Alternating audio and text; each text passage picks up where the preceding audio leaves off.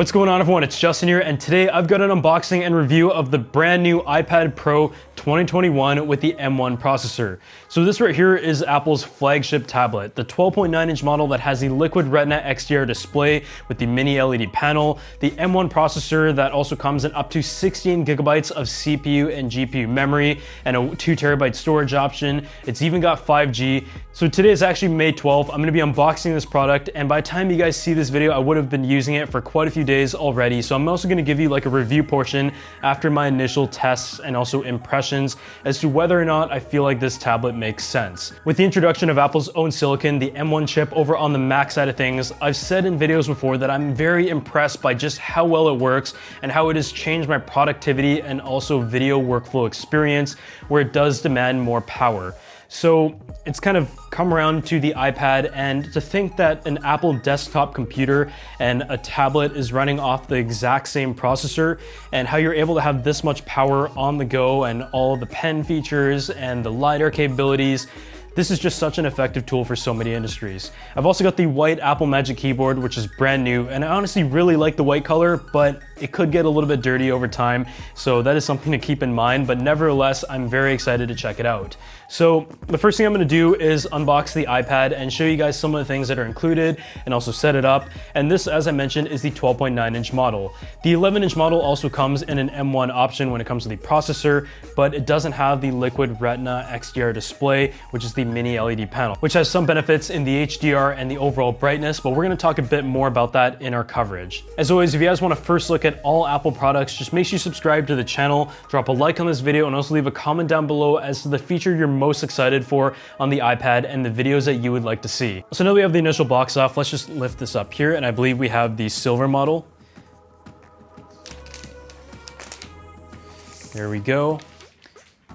And when it comes to the overall hardware, the iPad is pretty much unchanged, and I've mentioned in the past that I believe the iPad's design is one of their best overall design products when it comes to functionality and aesthetic. The redesigned MacBook Pro and MacBook Air is allegedly going to come with a lot of design cues from the iPad, with a nice uniform and flat design with squared off edges, and as you can see, it is just so thin, and with the M1 processor inside of here, the battery life that it gives you, even though it is like slightly thicker than the previous generation for the 12.9-inch model, it is still nevertheless a very thin portable device that is light and easy to carry around, which is why the iPad has been my go-to like travel computer for the past couple years. Let's just set this aside here, and as you can see, it has like the cameras and the LiDAR, and beyond that, in the box you also have the charger as well. So this is the USB Type-C cable and the 18-watt charger, so yeah, nothing too much about that. That is kind of what is included in the iPad box. So the next thing that we have right here is the Apple Magic Keyboard in the new color white. And when I first reviewed this last year, I really felt like it did change the way that I use my iPad, because it has the exact same scissor switch that you would find on the MacBook Pro and MacBook Air, which after Apple's keyboard issues with the butterfly mechanism have been totally fixed, and the keyboard is back to being one of the best to type on in the industry.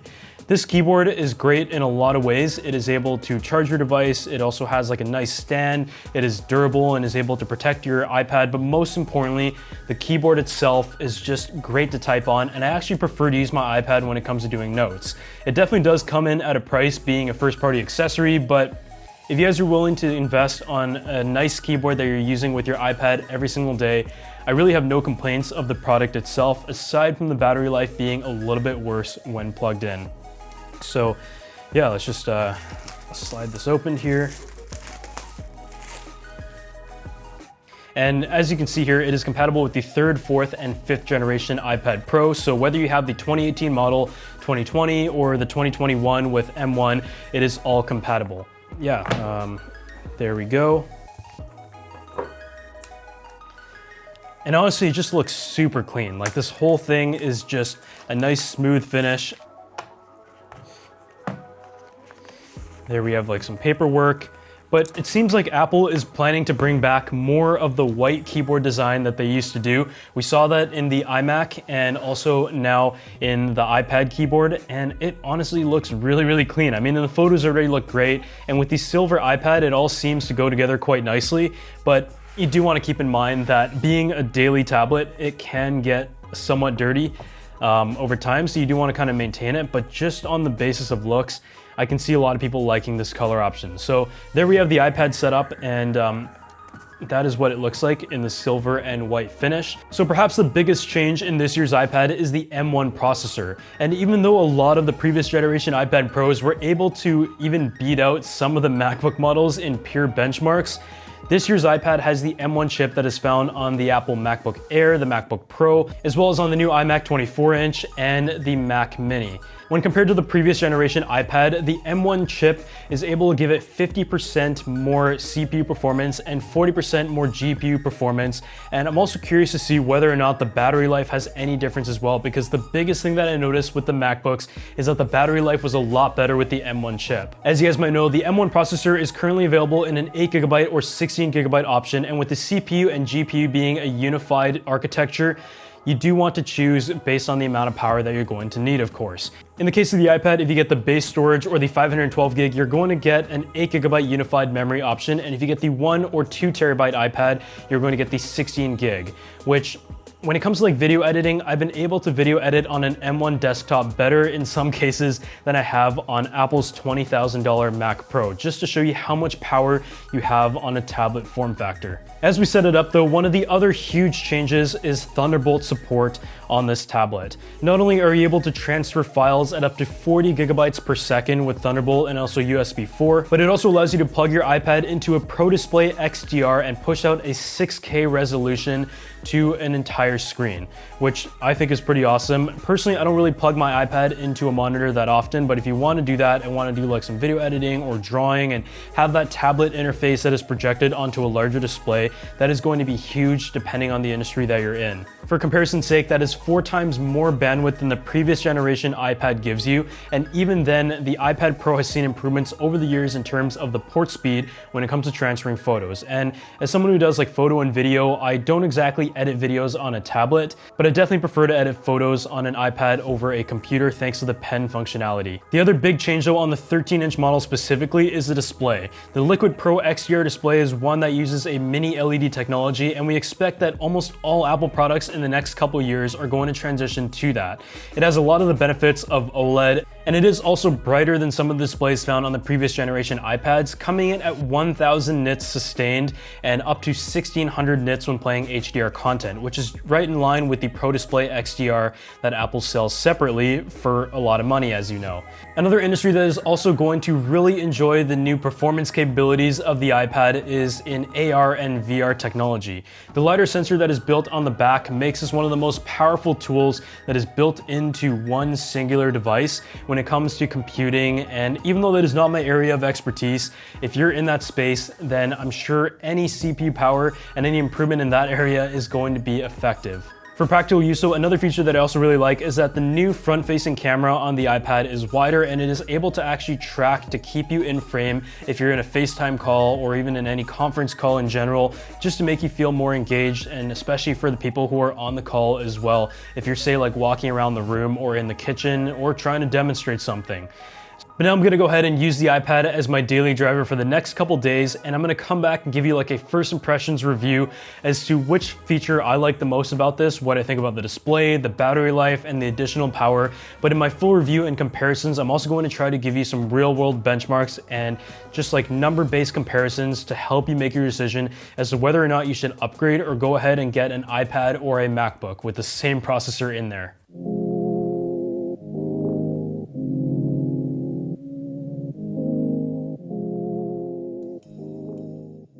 So after my first 5 days with the iPad Pro with the M1 processor, what are my opinions and initial reviews of this product? And I think the first thing to make very clear is that the previous generation iPad didn't have any major problems. It had a very fast chip that a lot of times on benchmarks was able to rival or even beat out some of the baseline MacBooks. And the display was also very good. It had 120 Hertz, the colors were all great, and generally speaking, it was a tablet that I felt it was complete in its state. But the whole purpose of the 13 14-inch iPad Pro is just to take everything to the next level this year. Apple's introduction of the M1 processor had really good reviews, and so now that it's on a tablet experience, users who are really into the iPad lineup and have replaced their entire kind of workflow are now able to take advantage of the full power of Apple's lineup in a form factor like this. And I can tell you that from some of the real world tests, we definitely notice an improvement that are aligned with Apple's claims of the processing power. 50% in the CPU and 40% in the GPU to be exact, and in some tests we literally did see that type of difference. For example, in Lightroom, when copying edit onto 50 images, it was a pretty noticeable improvement, and in the field of like photography, say you're doing that for 100, 200, or 500 images, that can make a huge difference. In other aspects, if you're doing AR and VR and stuff that takes a lot of rendering and graphics, that is another area where the M1 chip is going to be a huge improvement as well. But if you're just like a general user like myself who like consumes some media, edits like one photo at a time, or just like does some casual drawing, you're not really going to notice a huge difference when it comes to the day-to-day performance. As for the display, that is another area where on paper it is a huge jump. It is 1000 nits sustained at its max brightness and can go up to 1600 with HDR content, whereas the previous generation iPad and the iPad Pro 11-inch has a 600 nit max brightness display. In a situation where you're like outside and need that peak brightness, you're going to notice a difference. And in the situation of viewing optimized media, that is obviously a technical advantage, but a day-to-day user is really not going to notice that either. So here's a look at a camera comparison between last year's iPad Pro and this year's iPad Pro with M1 chip. And I think the front-facing camera is where there was the biggest improvement overall. The previous one has a 7 megapixel sensor, whereas the new generation has a 12 megapixel ultra-wide camera. And through the machine learning and FaceTime, I actually just tested it out a couple minutes ago. It was able to actually track me all around the room. I was walking back and forth and just really trying to put it through its paces, because I know a lot of times with like machine learning stuff, it doesn't work that well. But it was able to do a great job in keeping me in the center frame. And I just find that this is actually a really nice practical feature. So yeah, let me know if you guys can notice a difference in the camera quality of the previous and current generation iPad Pro.